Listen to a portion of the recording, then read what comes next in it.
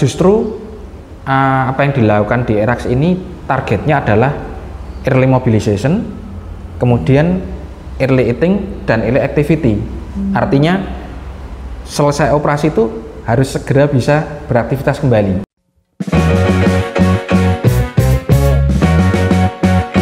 Jadi itu tadi untuk manfaat dan juga implementasinya ya dokter ya. Mungkin kelihatannya itu gampang dan juga nyaman, tapi sebenarnya juga memang ada beberapa yang harus perlu kita aware-kan gitu ya dokter. Ya, itu ibaratnya ketika jenengan mau naik kereta api itu. Mau naik kereta api bayar tiket itu kan kita wis tinggal duduk enak ya kan.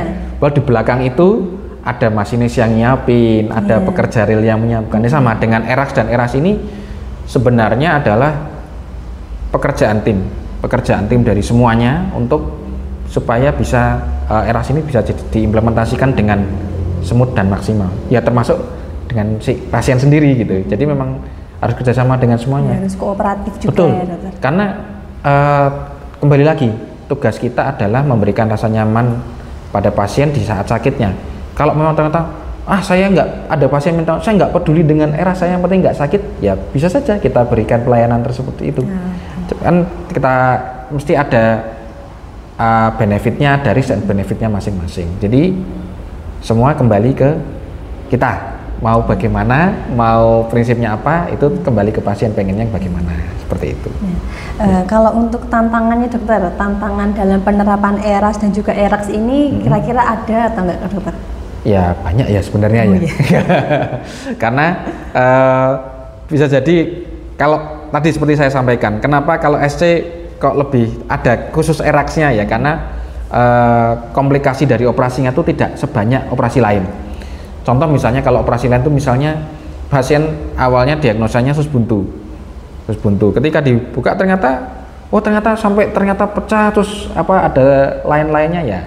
Ini kan jadi tantangan bagi kita. Apakah kemudian ERAS bisa diimplementasikan? Ya belum tentu juga gitu. Dan ada juga tantangan lainnya adalah ambang batas nyeri.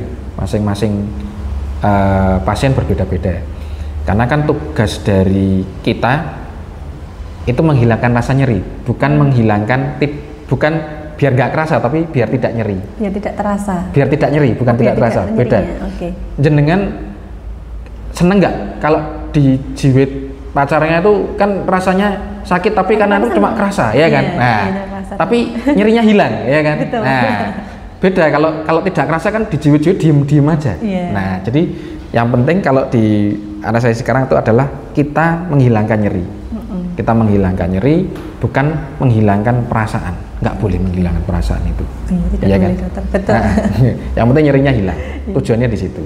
Jadi tujuannya untuk menghilangkan nyerinya itu supaya timbul rasa nyaman dari pasiennya. Betul. Nah, rasa nyaman ini kemudian ada dua hal, ada yang pengen tadi seperti nggak kerasa sama sekali, atau yang pengen saya pengen segera recovery. Masuklah ke, kalau pengen segera recovery ya masuk ke ERAS, masuk ke ERAX gitu.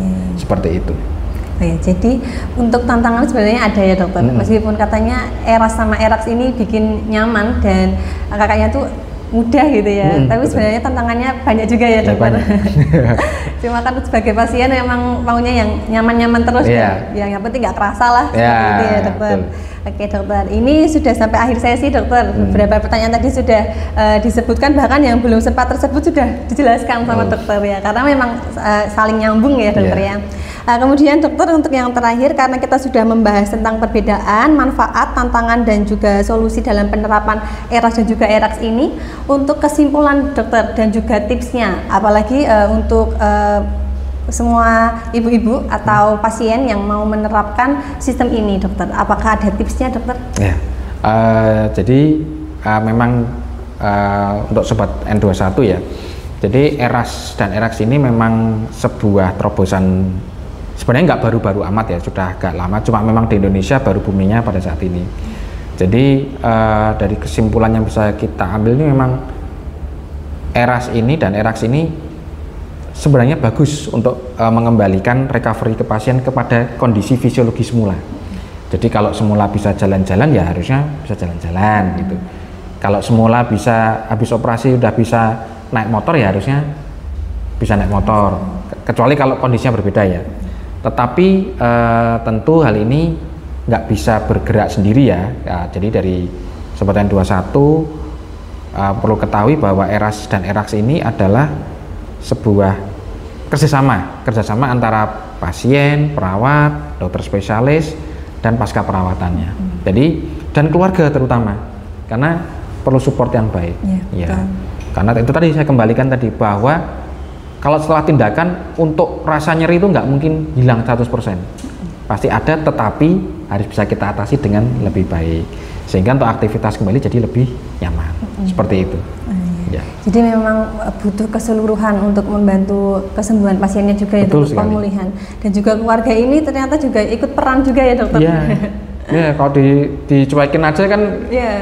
Ini yang misalnya habis SC suaminya bodo amat gitu kan, kasihan istrinya ya kan, padahal udah ini dan juga mungkin perlu mengerti kadang-kadang orang pasca SC, pasca operasi itu butuh istirahat ya. Betul. Jadi ini nggak mau ditengok sih sombong amat ya, bukan, karena memang kadang-kadang butuh istirahat, itu seperti itu.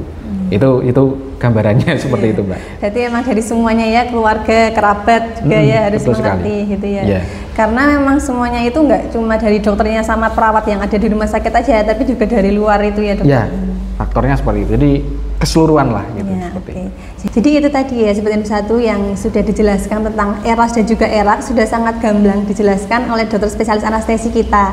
Nah memang sebenarnya masih banyak lagi yang akan dibahas, cuma karena berhubung waktu, jadi untuk Sobat N21 yang masih punya pertanyaan tentang hal ini nanti bisa langsung ditanyakan melalui akun sosmed kita, nanti bisa langsung dijawab dengan dokter begitu, boleh?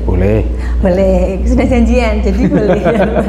Takutnya nanti dokter sibuk banyak jadwal praktek nanti diwakili jenengan kan bisa jawabannya.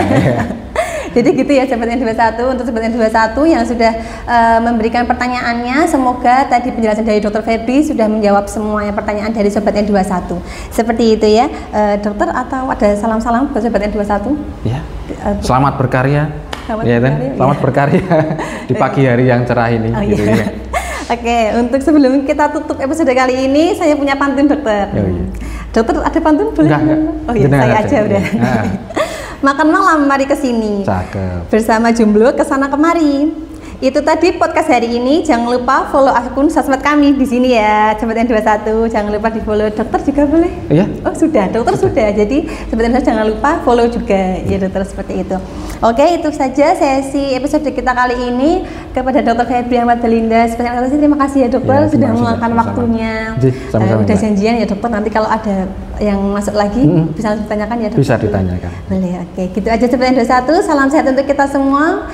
Saya tutup untuk episode kali ini. Wassalamualaikum warahmatullahi wabarakatuh. Waalaikumsalam.